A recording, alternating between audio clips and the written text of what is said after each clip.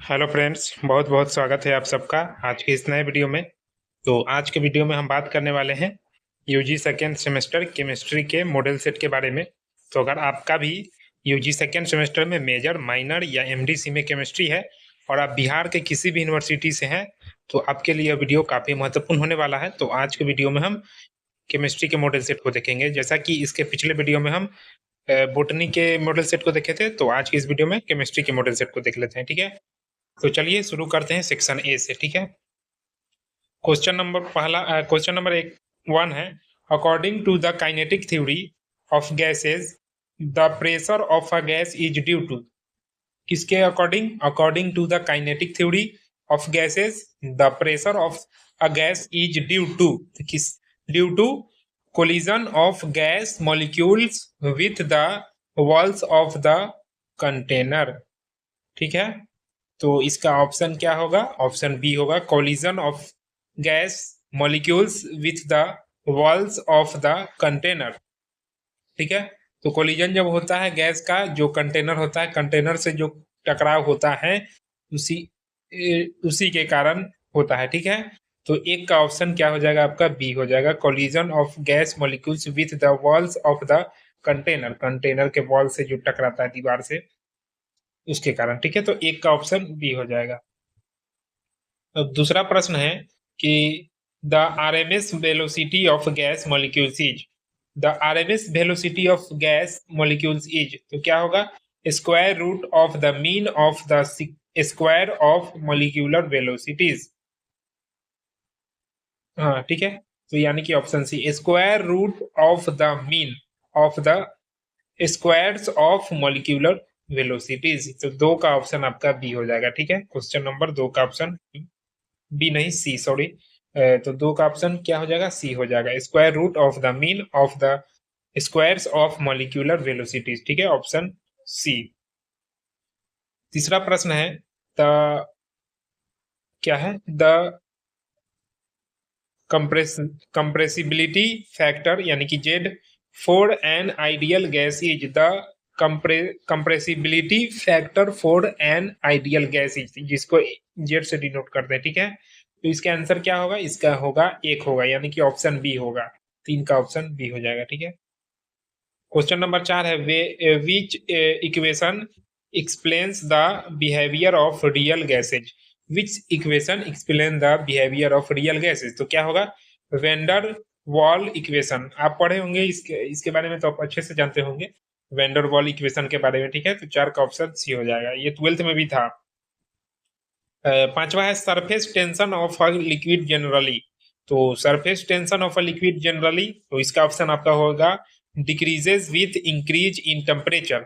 जब टेम्परेचर बढ़ता है तो क्या होता है? डिक्रीज होने लगता है। ठीक है, सरफेस टेंशन। ठीक है, सरफेस टेंशन का जो लिक्विड होता है वो टेम्परेचर बढ़ने से डिक्रीज होने लगता है। ठीक है, तो पांच का ऑप्शन बी हो जाएगा। अब छठा प्रश्न है, Bragg's Bragg's law is related to. तो ब्रैग्स लॉ किससे रिलेटेड है? तो एक्सरे डिफ्रेक्शन से। क्या है? एक्सरे डिफ्रेक्शन से रिलेटेड है, यानी कि 6 का सी हो जाएगा। सातवां प्रश्न है, the pH of a neutral solution at 25 degree Celsius is. The pH of neutral solution, तो pH of neutral solution at 25 degree Celsius, तो क्या होगा? 25 डिग्री सेल्सियस पे पीएच न्यूट्रल सॉल्यूशन में, तो 7 होगा पीएच मान। ठीक है, पीएच वैल्यू होगा 7, तो 7 का ऑप्शन सी हो जाएगा, 7। Question number 8, a solution that resists change in pH is called a buffer solution. Is called a buffer solution. ठीक है, यानी कि 8 का ऑप्शन सी। 9 नंबर प्रश्न है, the common ion effect decreases the solubility of a sparingly soluble salt, यानी कि 9 का ऑप्शन ए। चलिए, question number 10, the ionization constant of water is represented by. The ionization constant of water is represented by, तो ionization में जो water का क्या है? The ionization constant of water, तो आयोनाइजेशन कांस्टेंट ऑफ वाटर को क्या कौन से सिंबल से रिप्रेजेंट किया जाता है, तो वो है आपका के डब्ल्यू। ठीक है, के डब्ल्यू यानी कि 10 का ऑप्शन सी, के डब्ल्यू। चलिए अब सेक्शन बी में आ जाते हैं। सेक्शन बी का पहला प्रश्न है, explain the kinetic theory of gases and state it's postulates. ठीक है, पोस्टुलेट्स यानी कि चलिए देख लेते हैं इसका answer. The kinetic theory of gases explains the behaviour of gas based on the क्या है, motion of their molecules. According to this theory, gases consist of a large number of teeny particles called molecules that are in continuous random motion. The pressure exerted by a gas is due to the collisions of these molecules with the walls of the container. The main postulates क्या क्या है इसका, तो देखिए, gas molecules are very small compared to the distance between them. They move continuously in random directions. Molecular collisions are perfectly elastic. No intermolecular forces exist except during collisions. The average kinetic energy of gas molecules is directly proportional to the absolute temperature. ठीक है, the kinetic theory successfully explains Boyle's law. ठीक है, Boyle's law, Charles law, Avogadro's law, Avogadro's number भी आप सुने होंगे, वही Avogadro's law है। diffusion pressure and temperature of gases, all thought it accurately describes ideal gases. It has limitations in explaining the behavior of real gases under high pressure and low temperature. हो गया आपका एक number. अब दूसरा प्रश्न है, describe Maxwell distribution of molecular velocities. तो describe करना है Maxwell distribution of molecular velocities, यानी मैक्सवेल एक लॉ है। ठीक है, सॉरी लॉ नहीं, मैक्सवेल हाँ थ्योरी है, लॉ थ्योरी। तो चलिए, Maxwell distribution law describe the distribution of molecular velocities in a gas at a given temperature. According to this law, gas molecules do not have with the same speed. Instead, they possess different velocities. There are three important molecular velocities are most probable velocity, the velocity possessed by the maximum number of molecules, average velocity, the arithmetic mean of all molecular velocities, root mean square velocity, the square root of the average of the squares of molecular velocities. Their relation is Vp greater than VAW, यानी कि average हो गया ये, और greater than, sorry smaller than है, नहीं greater than नहीं है, Vp smaller than V average, और उसके बाद VRM में छोटा। तो सबसे बड़ा इसमें क्या होता है, ये होता है। ठीक है, RMS होता है, AV उससे छोटा होता है, और सबसे छोटा P होता है। ठीक है, P कहने का मतलब क्या हुआ, P कहने का मतलब आपका हुआ मोस्ट प्रोबेबल वेलोसिटी। तो ये सबसे छोटा होता है, इसके बाद इससे थोड़ा बड़ा होता है वेलोसिटी, एवरेज वेलोसिटी, और सबसे बड़ा होता है रूट मीन स्क्वायर वेलोसिटी। ठीक है, वही ये दिया हुआ है। As temperature increases the distribution curve becomes broader and shifts toward higher velocities. Maxwell's distribution helps explain diffusion, effusion, viscosity and other transport properties of gases. ठीक है, तो क्वेश्चन नंबर 3 है। अब क्वेश्चन नंबर 3 क्या है, एक्सप्लेन द वैन डर वाल equation and the behaviour of real gases. ठीक है, real gases deviate from ideal gas behavior because gas molecules have finite volume and experience intermolecular attractive forces. To explain these deviations, van der Waal modified the ideal gas equation.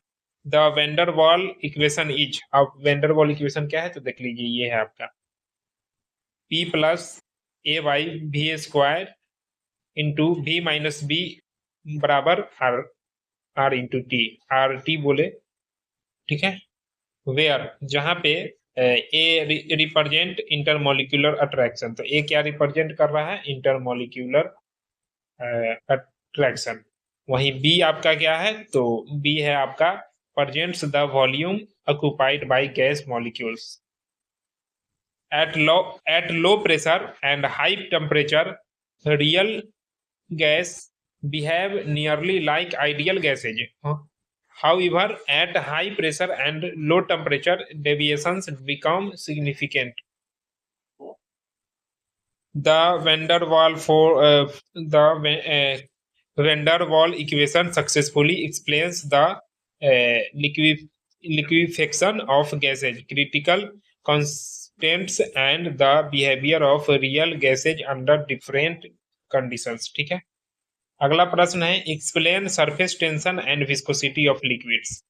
तो surface tension is the property of a liquid due to which its surface behaves like a stretched elastic membrane. It arises because molecules at the surface experience unequal intermolecular forces. Surface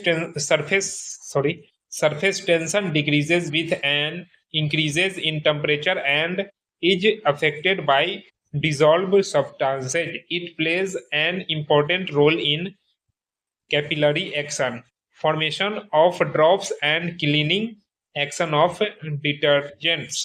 detergent आप समझते हैं detergent क्या होता है।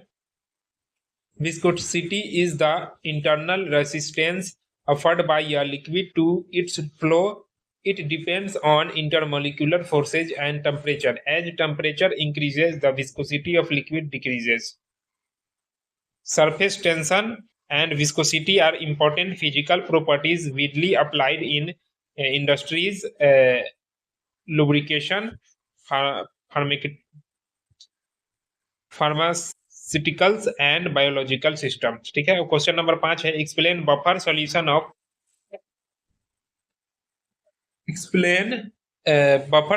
And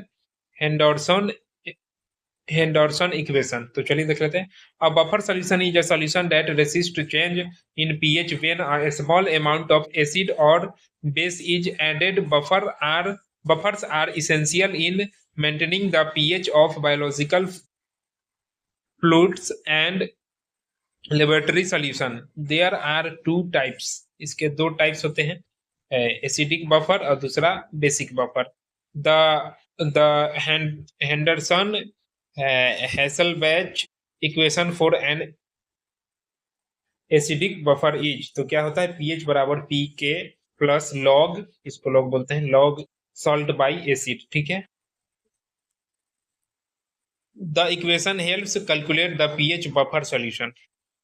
Buffers are widely used in blood, pharmaceuticals, biochemical experiments, food industries, and analytical chemistry because they maintain a constant pH. ठीक है, ये हो गया। अब चलिए ये लास्ट क्वेश्चन है शॉर्ट क्वेश्चन का। What is solubility product, explain the common lawn effect. ठीक है, तो चलिए द सॉल्युबिलिटी प्रोडक्ट, जिसको केएसपी का से डिनोट करते हैं, the solubility product is the equilibrium constant for the dissolution of a Sprüngli soluble salt. It is the product of the concentration of its ions in a saturated solution, each raised to the power of its stoichiometric coefficient. ठीक है, the common ion, sorry load नहीं है, हम load पढ़ दिए इसको। The common ion पहले वाले क्वेश्चन में, ठीक है, the common ion effect is the क्या है, suppression of the ionization of a weak electrolyte or the decrease in the solubility of a strongly soluble salt due to the addition of another electrolyte containing a common ion. ठीक है, for example the solubility of silver chloride यानी कि AgCl decreases when solution when sodium chloride यानी कि NaCl is added because both provide chloride ions, ठीक है. The concepts of KSP and the common ion effect are useful in qualitative analysis, precipitation, reaction, purification of salts and analytical chemistry, ठीक है. तो ये हो गया आपका शॉर्ट क्वेश्चन. अब लॉन्ग क्वेश्चन पे आ जाते हैं. तो लॉन्ग क्वेश्चन में पहला है आपका, drive the van der Waals equation for real gases, explain the cases of deviation from ideal gas behaviour and discuss the critical constants. तो चलिए देख लेते हैं. द आइडियल गैस इक्वेशन पहले देख लीजिए. पीवी बराबर एन आर टी, ठीक है. स्मॉल एन है और कैपिटल आर टी जो होता है वो. assume that gas molecules have negligible volume and no intermolecular forces. However, real gases deviate from ideal behavior, especially at high pressure and low temperature. Van der Waal introduced two corrections. पहला pressure correction. First क्या है? Pressure correction. Attractive forces reduce the observed pressure.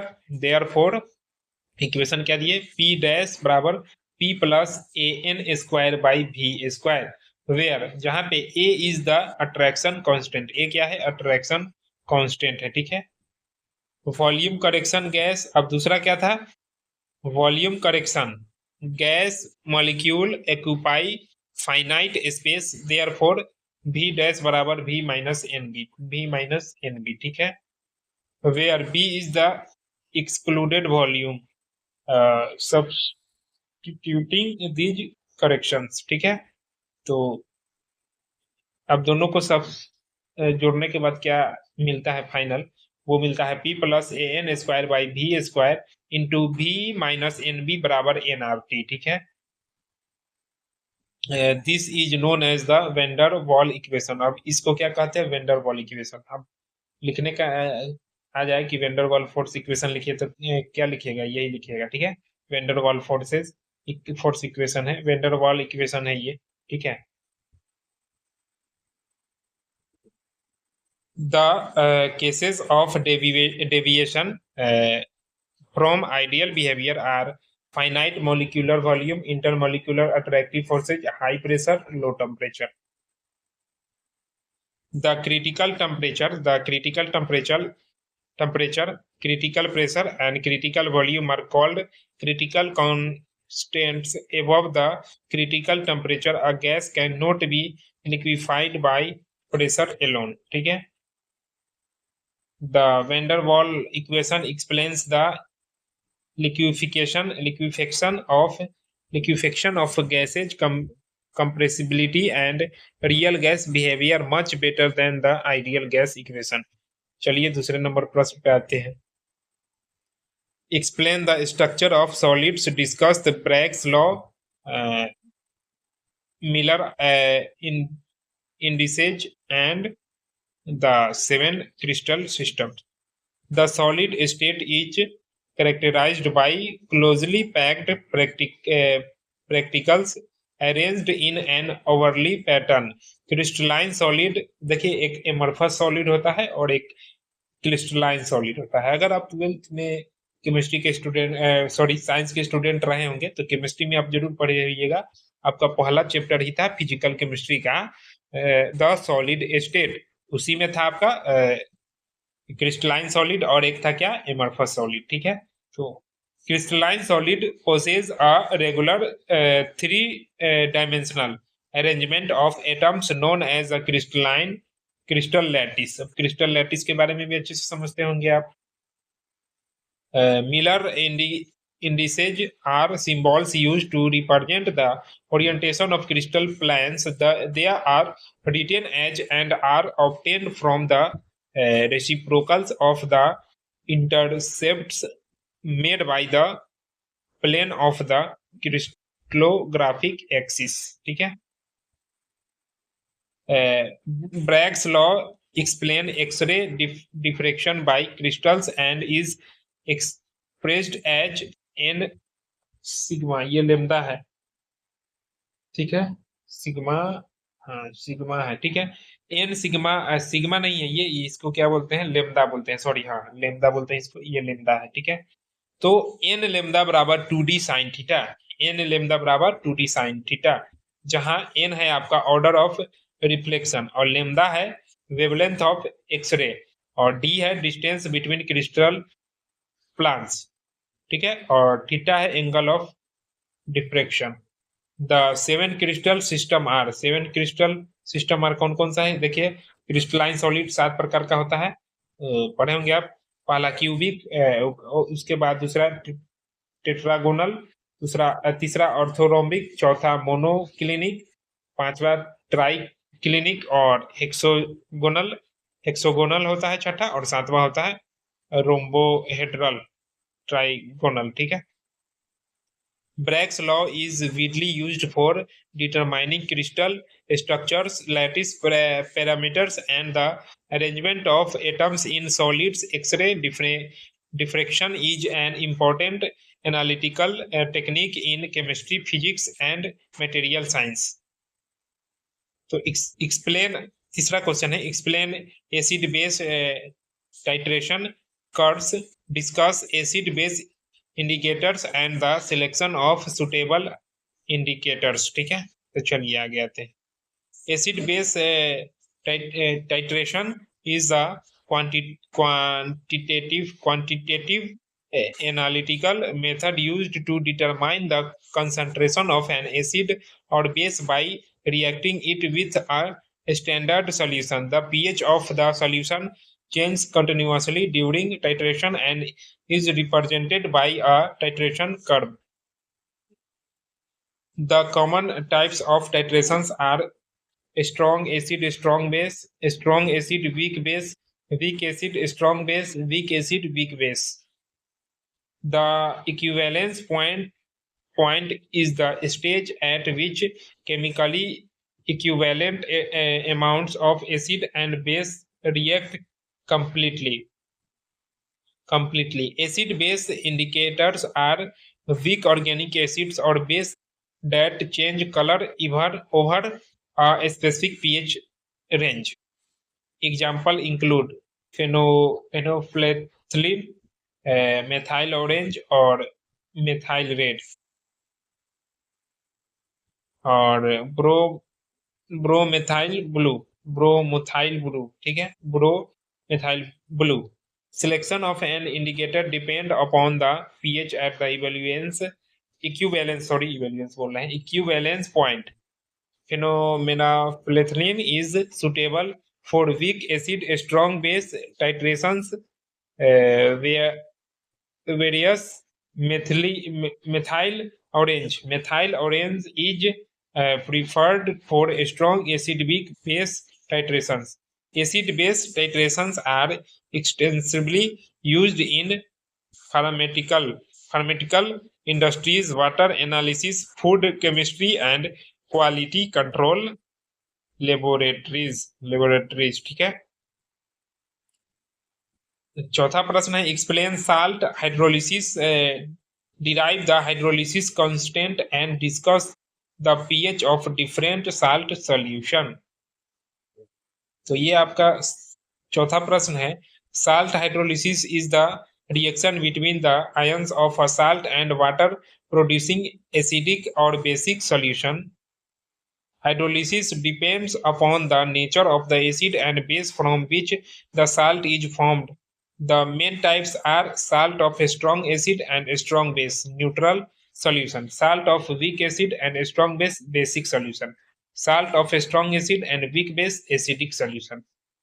Salt of weak acid and weak base pH depends on the relative strength of the acid and base. The hydrolysis constant is the equilibrium constant for the hydrolysis reaction. The degree of hydrolysis indicates the fraction of salt hydrolyzed in solution. The pH of the solution depends upon the values of Ka, Kb, and Kw. Salt hydrolysis an important role in analytical chemistry, buffer preparation, biological system, pharmaceutical formulation and industrial chemical processes. Understanding hydrolysis helps predict the behavior of salt solutions and control pH in various chemical reactions. तो ये रहा आपका chemistry का model set. ठीक है, बाकी कोई भी शब्द में त्रुटि हुआ तो उसके लिए क्षमा चाहेंगे। ठीक है, बाकी आप लोग को समझते ही, आप समझ जाइएगा कहीं पे अगर गड़बड़ होगा। ठीक है, तो मिलते हैं इसी प्रकार के इंपॉर्टेंट वीडियो में, तब तक के लिए धन्यवाद।